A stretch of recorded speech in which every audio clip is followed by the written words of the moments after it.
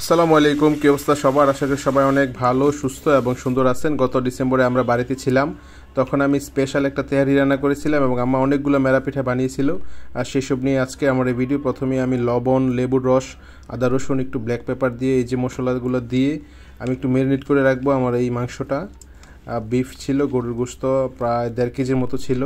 এই যে দেখতে পাচ্ছেন আমি ম্যারিনেট করে রাখছি। আর এদিক দিয়ে আম্মা রান্না করতেছিল বিফ। আমার হাতের রান্না সবসময় অনেক মজার হয়। এই যে দেখতে পাচ্ছেন চমৎকার লাউ রান্না করতেছে, শীতকালের লাউ, কচি লাউ বেশি করে ধনেপাতা দিয়ে অসাধারণ টেস্ট হয় খেতে। পাশে হচ্ছে গরু গোশত রান্না করতেছিল সবার জন্যে। আর এদিক দিয়ে আমাকে একটু সাহায্য করতেছিল, বেরেস্তা করে প্রথমে মশলাগুলো দিয়ে দিচ্ছে। আমি প্রথমে গরুর মাংসটা ভালো করে কষিয়ে নিব, একেবারে চমৎকারভাবে মশলা দিয়ে আমি কষিয়ে নেব। এই যে দেখতে পাচ্ছেন আমরা গরুর মাংস চড়িয়ে দিলাম চুলাতে। চমৎকারভাবে আম্মা একটু নাড়াচাড়া দিয়ে নিচ্ছেন এবং আমি অন্যান্য মশলা দিয়ে ভালো করে কষিয়ে নিচ্ছি। আদা রসুন, আমার যাবতীয় যত রকমের মশলা আছে সব কিছু দিয়ে আমি পারফেক্টভাবে, যে দেখতে পাচ্ছেন গরুর মাংসটাকে আমি ভালো করে কষিয়ে নিচ্ছি।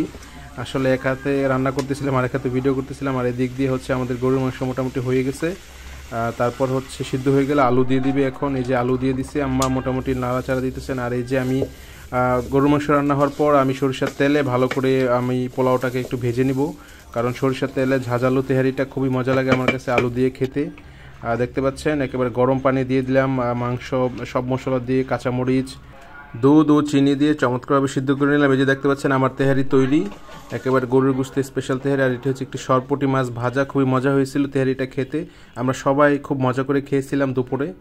আর এটি হচ্ছে রাতের বেলা আম্মা মেরা পিঠা বানিয়েছিল মাটির চুলাতে। দেখতে পাচ্ছেন মাটির হাঁড়িতে, বিশাল বড় হাঁড়িতে অনেকগুলো মেরা পিঠা বানিয়েছিল। আমরা সবাই মিলে তরকারি দিয়ে এনজয় করেছিলাম। যে দেখতে পাচ্ছেন মেরা পিঠা, শীতের সবজি, ফুলকপি তরকারি, এই হচ্ছে গরুর গোশত, এখানে হচ্ছে লাউ, সবগুলো আমরা সবাই একসাথে মিলেমিশে খেয়েছিলাম। অনেক মজা হয়েছিল, অনেক এনজয় করেছিলাম। ধন্যবাদ সবাইকে, ভালো থাকবেন, আল্লাহ হাফেজ। আপনার সবার জন্য দোয়া রইল।